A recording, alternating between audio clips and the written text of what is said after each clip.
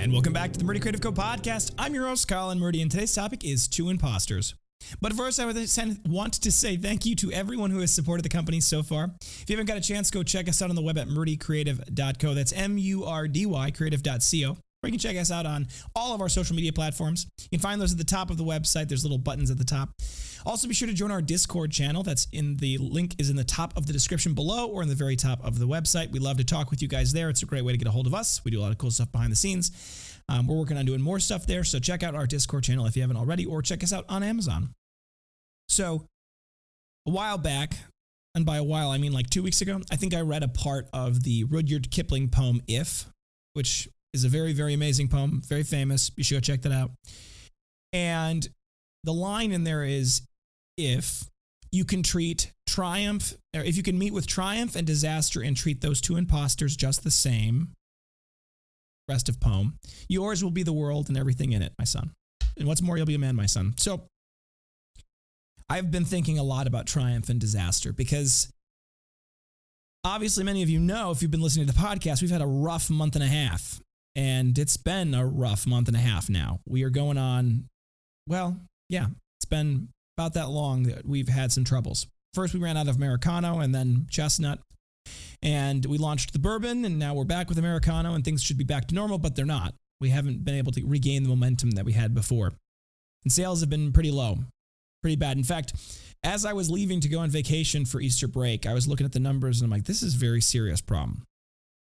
But about a day before Easter break, before I left for Easter break vacation, we got a phone call and an email from a very famous auction house in New York. I won't say which one.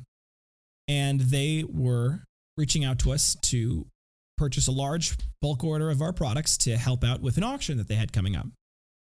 And the order number was, the order would have been and is the first or second most high value order we've ever had. And I was very excited to speak with the individual. And anytime an order like this comes in, because we get emails for orders like this probably once every 2 or 3 months, right? A big order, maybe more often than that, but very rarely do they actually come in, right? Very rarely do we actually see the purchase go through. And so before we went on Easter, I went on break, we had kind of prefaced this, it was the start of this, but I didn't think it was going to come through. I do my best every time I hear this to take him with a grain of salt and to say, okay, maybe it'll happen, maybe it won't. I won't count on it. But then I said, okay, Melinda, who many of you, if you reached out to us from customer service, know Melinda. I said, Melinda, please shepherd this person while I'm on vacation and keep me updated as things evolve. And in the end, after some back and forth and working out the details, they said yes. They said, go ahead. They said, we've got a very, very short time frame that we need this done in, and we need it to be expedited. And so move forward on it. And we'll pay you via ACH, which for those of you who don't know, ACH is automated clearinghouses. It's a method of paying from a bank account to another bank account and sending payments that way, which is good for us because it avoids the 3% credit card payments that, the credit card companies take off the top of every purchase. And for specifically large purchases, that can be a lot of money. So I went on vacation, and while I was away on vacation, I was still in contact with my team, and they said they're going to go ahead, but we haven't received the money yet, and we may not. It's going to take a couple of days for it to get through their accounting office. And I said, okay, well, they need it in such a truncated period of time, and they've already paid for the expediting fee. Let's go ahead and get started on it. And we began on it, which is against policy. Our standard policy is we don't start the order until the money has arrived in our bank account. And when I get back from vacation, we'd been into about 3 days. We've been making it. And they reached out to us and they said, okay, so the auction got moved to November. What would be the ramifications of us revising the order? They didn't say outright canceling, I don't think. And maybe they did, but we said, okay, well, we want to obviously work with these people, right? We want it to be a good arrangement for both parties, right? And so we basically said, look, we've gotten started on this. We've gotten through this much of it. If you want to cancel the order now, you can. We have to charge you for what we've made, of course, because we've made them. But if you'd like to keep the order, we can refund you the expedited fee because we won't need to expedite them anymore. And they actually said, yep, that'll work. We'll do that. And we were all worked out in the end, and we were able to keep most, if not all. I mean, we didn't keep all of the order. We had to return the expediting fee, but we don't have to expedite it anymore, so it's not as much of an issue to do that. And so we were able to keep the order, right? But throughout all of this, it's been a lot of up and down. It's been a lot of triumph and disaster, right? Because that one order saved the first half of the month of April, right? The month of April was on track to be a very abysmal month. And that one order brought us back to being a little bit over break even. And it gave us the cash infusion we needed so that we're not in any, short-term trouble for paying bills and things like that, which is good. And so, we went from disaster to triumph to disaster potentially again to triumph again, right? So it's a lot of up and down. And I just keep having that play over my head. And, the other one that came up a lot was the verse, "The Lord giveth and the Lord taketh away. Blessed be the name of the Lord," right? And it's a very prevalent idea in Christianity in general, which is that the blessings that we have are gifts from God, and the trials that we have are as well gifts from God because they allow for us to strengthen our faith. They allow for us to rely less on ourselves and instead say, okay, God, I can't handle this. I can't do this. I don't understand this. This isn't something that I feel like I can manage. And God says, no, you're right. You can't by yourself. You need me, right? And it allows for us to have a strengthening of our faith, right? A trust in God. And God has carried me through this journey in more ways than one. But I keep trying to kind of balance myself through these ups and downs and realize that this is part of it, right? This is part of the adventure. Life is an adventure. It's supposed to be an adventure. If it was all uphill all the time, if there was never any downs, if there was never any trials, if there was never any troubles, you would never appreciate the good times. You wouldn't be able to even know what the good times were. And I've talked about in the past how our sales numbers often had a very strong effect on my mindset. They had a very strong effect on my mood. And I have been working to mitigate that as best I can, to be able to smooth out the ups and downs, the triumphs and the disasters, both imposters that they are, and realize that there is a strength in being able to be that stoic rock in good times and in bad, and have a fundamental mindset that cannot be shaken, that foundation of trust in God, that foundation of faith in God, that he will care for us and carry us through this, that he is putting us in this position on purpose, that I started this business and I'm running this business, and the business has been successful because I am doing what I'm supposed to be doing, that this is what God wants me to do. And I need to have faith that even when things look bad, that's part of this. That's part of that. And that's part of the vocation that I'm supposed to be in. That's part of the role that I have in life. And if I can become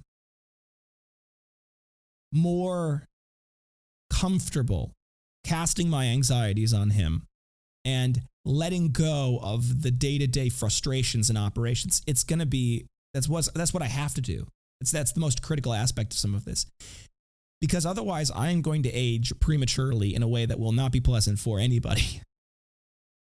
Because if I let every triumph and every disaster hit me, and I'm constantly up and down, mood-wise, mentality-wise, the level of stress that I will bear on my shoulders every day, from the good and the bad, will absolutely kill me.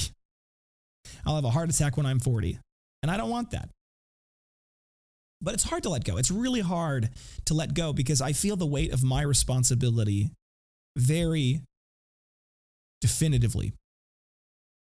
It's not just that I have to make money to care for my wife and my children, pay my mortgage and the bills on the cars, right? I think most people who are, I would say most men, because that's the traditional one, but most people feel that weight, that responsibility pretty realistically all the time. But I also have the weight of knowing that I have 3 other people right now who rely on me to keep this company going as well, because that's their livelihoods. That's what pays their bills. And so trying to balance out the stoic, strong Nothing can shake my faith. Nothing can shake my confidence, good or bad. And I can be even-keeled at the helm. Balancing that with a real and appropriate energy associated with the responsibility of carrying forward this operation. And it doesn't turn to apathy, right? Because indifference, stoicism, and apathy aren't exactly the same thing. They seem the same from the front, at first glance, right? The idea that someone doesn't care, the idea that someone doesn't care, and the idea that someone doesn't care. Those three things all sound the same. They're not, right? Stoicism by choice, treating triumph and disaster the same by choice, is different than treating triumph and disaster the same through indifference, through inaction, through a lack of care. And balancing the appropriate amount of stoicism, the appropriate amount of care in that way, and the appropriate amount of care and responsibility, and knowing that it is my job to use that energy of success and triumph and the rejection of failure as failure to carry forward the company, to push us to do more things, to continue to drive forward, to move the ball forward. That's what has to happen. And that's a very difficult position to be in. And it's really even hard almost to articulate. I don't know. I feel like I'm rambling a little bit because I feel like I'm going in circles around this topic, but you have to bear both of those responsibilities. And they can be somewhat conflicting responsibilities, right? You have to be, they butt against each other, right? Because if you can successfully not care about disaster and triumph, you also can successfully not care about anything. And then you all of a sudden don't feel like you need to do anything because that energy, that excitement, that stress, they're all kind of the same feeling in different colors. That all drives us to action. And in fact, inaction in the face of stress is the most deadly and dangerous thing you can have, right? The inability to solve the stressful situation is what drives people crazy. And this is why I really hate the idea of you're just perfect just the way you are, right? It's a very modern concept. You're perfect the way you are. The Christians flat out reject that, actually. The Christian mentality has always been, nope, you're a terrible, horrible person who is sinful in every way, and you cannot attain perfection of your own doing, and you need the loving redemption of Christ to get there. Like, that's the fundamental aspect of Christianity, and the modern world has rejected that. But I think it's important that we acknowledge that, no, you're not perfect the way you are. The situation is not perfect the way it is, and nothing is perfect the way it is. But that's a good thing because that means that some change can happen. And I've talked about Dr. Peterson before on that podcast, but he said this, and I thought this was such a great way to think about it, is you either can look at it as the problem is the world or the problem is with you. And one of those things you have control over. So even from a pure practicality standpoint, treating the problem as you is the better choice, right? And that's where this all kind of ties back together, right? Because you need to be able to treat those two imposters of triumph and disaster just the same. But also take responsibility and use the excitement and the energy that you in some ways are suppressing by doing that to move you forward and allow enough of that excitement and enough of that serious concern to come through that stoic mentality, that stoic veneer, to drive you forward and to say, you know what, this is not a situation that can be just sat on. I can't just sit on my hands and treat triumph and disaster the same. I need to actively treat triumph and disaster the same and move forward through them and continue on and develop new things and drive the ball forward. Knowing that the responsibility that I bear is not just to myself, it's not just to my family, it's to my employees, it's to my team, and it's frankly to my customers and to the society at large, right? Because productive behavior, productive activity, taking an individual and driving them to a place of doing something is what builds a society, is what builds a better life for everyone. Because by building new things, by using your productive and creative talents in ways that are non-existent without you, that don't happen without you, is the deepest expression of vocation, faith, and a belief in the greater good. And it is the fundamental refutation of nihilism, right? Because the nihilism is life is nothing but pain and suffering, and there's no way to fix that. There's no way to solve that, so it might as well just be all destroyed. That's nihilism in a nutshell, right? The appropriate refutation of that is you, through your own actions, guided by God and with his help, can build something better, can do something good. And when disaster strikes, and it will strike, and when triumph strikes, and it will strike, you need to be able to not let that shake you from your action of doing. You need to not let that shake you from your driving forward. Because both of them can. Disaster can prevent you from moving forward, and success can prevent you from moving forward. And that's why you must treat those two imposters just the same. And some people are better suited for it, and some people have better talents to manage it, and some people have come up with great techniques to be able to have that fortitude of mentality, that prayerful meditation mindset that is able to drive forward no matter what. And if you've got techniques that you have found that help you find that mental clarity and find that focus, let me know in the comments below. Tell us about it. Send me an email. I'm always looking for tips and tricks, and I want you to feel like you can help share. And there's other people that watch these videos that read the comments. So if you've got something that, even if you don't necessarily think I would benefit from it, maybe somebody else will, right? So make sure to mention it below. Reach out to us. I want to talk with you guys. I really do. Thank you guys for tuning in today. Be sure to check back in next Thursday for that next topic. Don't forget to check that subscribe button as well as the notification bell to get notified whenever we launch new episodes. Also, be sure to check out our Discord server, like I mentioned below. Description's in the top, or the link is in the top of the description below, or you can check us out on the website as well. If you have any issues whatsoever for any product we make, please do reach out to us. We would love to obviously help fix the problem, whatever it is. So reach out to us either by the contact form on our website. You can send us an email at sales@murdycreative.co, sales@murdycreative.co. You can give us a phone call, 414-434-9001. You can also text us at that number, 414-434-9001. We're available Monday through Friday, 8 a.m. to 4 p.m. Central Time. So reach out to us. We want to help you. We want to take good care of you. Recommendation can go a long way to help us. So be sure to recommend us at murdycreative.co/review, singular. That'll take you to wherever you can leave the best review. Also, you can read our reviews at murdycreative.co/reviews, plural. And that's a great way to help us out. You can also get a little something if you refer somebody. So check out the rewards program in the bottom left-hand corner of the website. It's got all the details there. If you're looking for custom-made products, we have custom engraved products. We still don't have a system to make one-off products just yet. We're still evaluating that. But if you want to get a custom engraving, we have no minimum order quantities and no setup fees. It's a simple flat fee, usually about $15. And the customizer, which is currently still being revamped, is still in operation. But when it gets fully operational again, and you can just check back in, you can go to any of the product pages, hit the blue button that says Add Custom Logo. It'll take you to the customized version of the product. You make a selection for colors and all that other stuff. And then you launch the customizer. You can upload photos, images, text, all those good things. Hit Add to Cart, and you can check out from there. We have no minimum order quantities and no setup fees. You can just get one if you want.